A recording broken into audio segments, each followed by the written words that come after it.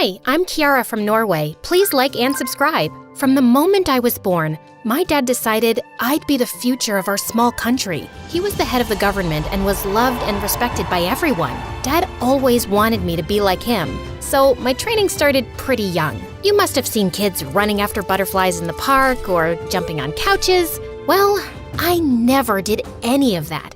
Instead, I had to attend special etiquette classes as soon as I was old enough to sit at the table. I never spoke loudly, and there were certain words I wasn't allowed to use, like poop or pee. Always say, I want to drop the browns in the bowl, or I want to put gravity to good use. Well, that did get me some strange looks in kindergarten, but I didn't care. One time when I was 7, I went with Mom to my friend's birthday party. I was having an amazing time stuffing my mouth with cake, but when I wanted a 5th helping, Mom refused. You know the sugar rush makes you hyperactive, Kiara. No more cake. But when Mom wasn't looking, I sneaked to the table quietly and cut myself a huge slice. Just then, Mom saw me and tried to snatch it from my hand when my classmate Naomi bumped into me and the cake went flying onto Mom's face. What have you done? I wanted that cake. It's so yummy and sugary. Not like all those awful salads I have to eat at home. Here, have mine. This one's even more sugary since I added strawberry syrup on top. And here's a secret. Salads taste much better when you put chocolate sauce on it. That was genius. I tried her recipe that night, and the sugar rush made me go wild. I transformed into a little tornado bouncing off the walls, destroying everything in sight. And Dad was not amused. He gave me the biggest lecture on how I needed to behave responsibly and grounded me for a week with no gadgets, no storybooks, and no desserts. This should teach you how to live a disciplined life. I sulked for hours but knew better than to argue with Dad. The next day at school, Naomi asked me if I tried her recipe, and I told her the truth. But that's so lame. If kids won't eat sugar, then who will? We can't have the sugar factories go bankrupt, right? After that day, Naomi brought sweet treats for me every day, and soon, we became best friends. Meanwhile at school, I studied my butt off to ensure I topped my grades. I knew it was always expected of me, and I loved studying anyway, so I wasn't complaining. But studying wasn't the only thing I was good at. By the time I was in high school, I was the president of the student council, a national-level chess player, and the best actress in the school's drama club. And I absolutely loved the drama club. It was the only time in my life when I could forget who I was and slip into the life of another character. One time, I got chosen to play Juliet for an inter-school drama competition, but the guy playing Romeo broke his ankle and got replaced by the biggest jerk in our school, Justin. And he was so annoying. Ever since I'd made fun of his gigantic glasses in 1st grade, he'd held a grudge against me and was such a pain in the butt. Romeo, oh Romeo, where art thou, oh Romeo? Kiara, oh Kiara, I'll make you a tiara of spiders and flies all dead to put it on your ugly head. That's not what you're supposed to say. No? Sorry, I forgot my lines. But you're such a piece of art that poetry just flows out of me whenever I see you. God, why was he such a moron? Other than this minor glitch called Justin, my life was perfect. Hey, Naomi, I won the Spanish debate competition. Again. Could it be that no one else participated? Well, it's not my fault everyone's scared to compete against me. Girl, why don't you just slow down and enjoy life? You know, you don't have to be perfect at everything. I know, but that's just how I am. No, it's just how you've made yourself to be. Tell me, when's the last time you went to a party? I don't know, but that reminds me. Dad's hosting a dinner for his politician friends tonight, and your dad's invited too, so you better come along. That night at the dinner, all the adults were mingling with each other while Naomi and I sat in a corner sipping orange juice. What a bore fest. Catch me if I fall asleep.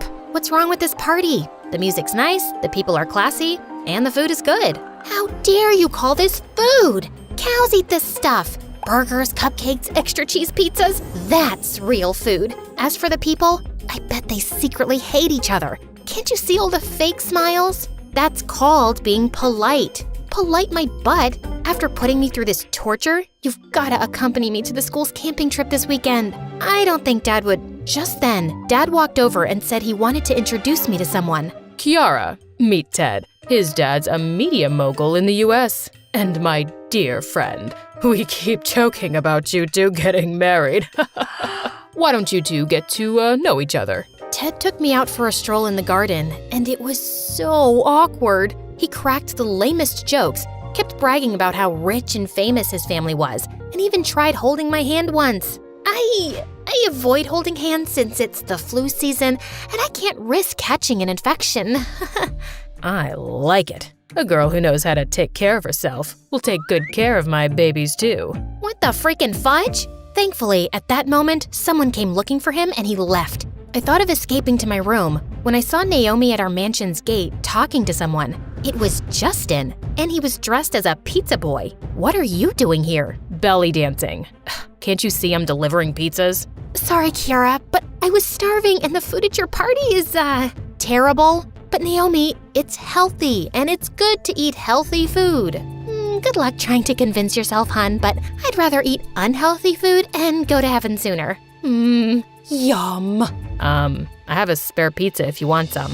I can't eat junk food and take risks with my health. Holy potatoes.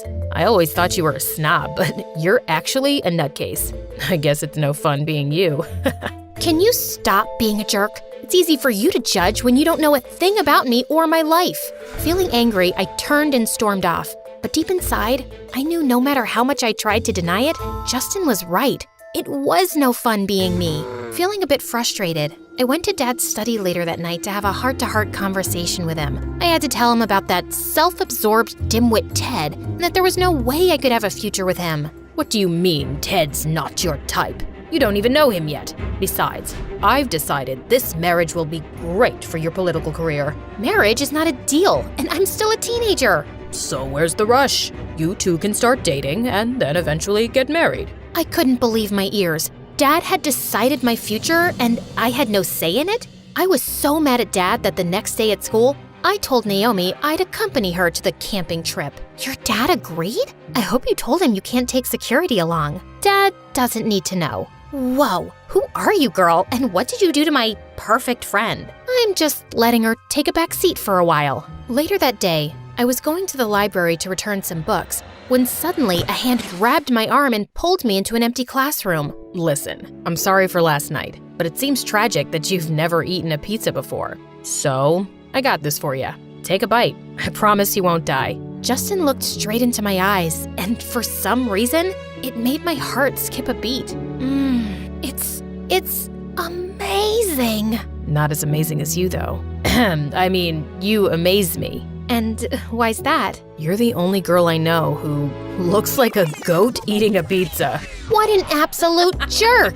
That weekend, when I snuck out of my house early in the morning for the camping trip, Naomi's car was already waiting for me. We drove for hours and reached a huge house by the lake in the middle of nowhere. Where are we? And where are the camp people? Kiara, don't be mad, but I lied to you. This isn't a camping trip. Justin and I decided to organize an overnight party, and I thought Dad's lake house would be perfect for it. What? You've gotta be mad.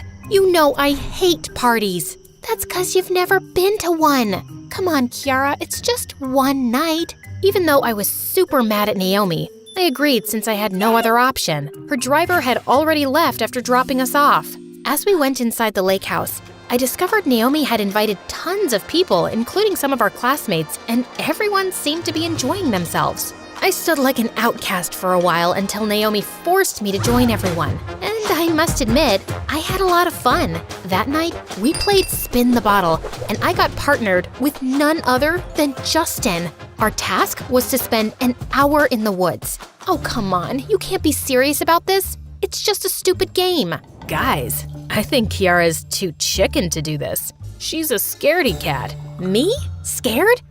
You've gotta be kidding. I marched ahead of Justin, and in a matter of minutes, we were out in the woods. Justin asked me to stop, but I was determined to prove my bravery. So I kept going, and soon we were lost.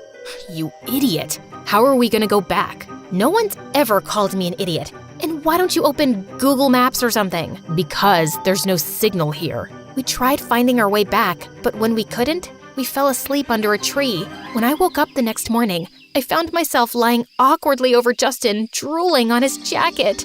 Oh God, I'm so sorry. Ugh, you're heavy. I'm gonna have a sore back for a month. You could have woken me up and risked your anger. No thank you. Besides, I understand you're used to sleeping on soft mattresses. I wanted to tell him his abs were anything but soft, but I knew better. Justin, I want to drop the browns in the bowl. You wanna what? Oh, gosh. I need to use the washroom. And where will your highness find it in the middle of this jungle? No need to be so snarky. I'll go find one myself. Where do you think you're going? Don't even think of wandering alone unless you want to end up in some bear's browns. He then pointed towards a big rock and asked me to finish my business behind it. We spent that day wandering through the woods. Thankfully, Justin knew how to climb trees and he plucked lots of fruit that kept us going. We talked about random things and I found myself getting attracted to him with each passing second. He was funny, smart, and incredibly handsome. And for some reason, I felt totally at ease with him. I told him everything about my life, my love for theater and Dad's expectations of me. He told me about his younger sister who was sick and that he was working 2 jobs after school to earn money for her treatment. That's why I was at your home that night delivering pizzas. You aren't who I thought you'd be. You pretend you don't care, but deep down, you're actually a good person. And you're trying so hard to earn your dad's approval that you've forgotten to have your own life to live. You don't get it. It's not that easy. It isn't so complicated either. Okay, close your eyes and see yourself as a politician giving a speech. Do you like it? Yeah, kinda. Now, picture yourself on stage, giving the best performance of your life. In that moment, I imagined myself as Juliet, delivering my lines with such confidence that the audience cheered loudly. It felt so surreal that my eyes flew open. So, which scenario did you like better? I don't know. Don't lie to yourself. You have one life, Kiara. Live it the way you want to. Suddenly, Justin's face was so close to mine that I forgot to breathe. Then he gently lifted my chin and kissed me. It was the most magical moment of my life. Just then, we heard the sound of helicopters and we started shouting and waving like maniacs to catch their attention. Soon, a team of paramedics rescued us, and when I finally reached home, I thought Dad would be relieved to see me. But to my surprise, he looked furious. I can't believe you would be so reckless, Kiara. Do you have any idea how much negative publicity we've got? Dad, I was lost in the woods for hours, and all you care about is negative publicity?